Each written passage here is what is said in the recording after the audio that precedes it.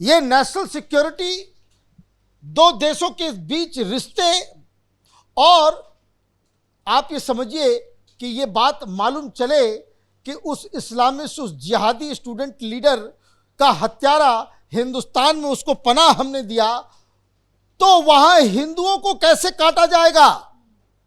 आपने बहुत सारी चीजों को घालमेल कर दिया और आपने पब्लिक में आकर के कहा कि भाई अमित शाह ने मुझे फोन करके ये सब बातें कही, मैं बात को दबा रही थी, लेकिन इतना गंदा आदमी है तो ये है तो वो है। मतलब ये कि आप राजनीतिक कंपटीशन में देश की इंटीग्रिटी, देश की फॉरेन पॉलिसी, दूसरे देश के साथ रिश्ते और उस देश में रहने वाले लाखों हिंदुओं की जान आप खतरे में डाल रहे हैं। ये राष्ट्रद्रोह है और इसीलिए ये एफआईआर दर्ज हुआ है राष्ट्रद्रोह के ऊपर, और इसमें इनको सजा मिलना तय है, क्योंकि गिरफ्तारी हो सकती है। बिल्कुल गिरफ्तारी होगी, क्योंकि हिंदुस्तान का जो संविधान है, जिस आर्टिकल के तहत हमें फ्रीडम ऑफ एक्सप्रेशन मिला हुआ है, उसमें भी कई सारी उसमें कंडीशंस हैं।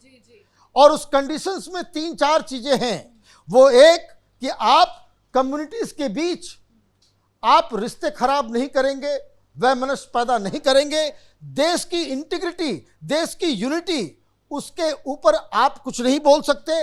और उसमें एक और पहलू है कि दो देशों के बीच और खास करके फ्रेंडली देश के साथ अपने रिश्ते खराब हो जाएं, ऐसा बयान आप देंगे, that will not be covered under freedom of expression and speech.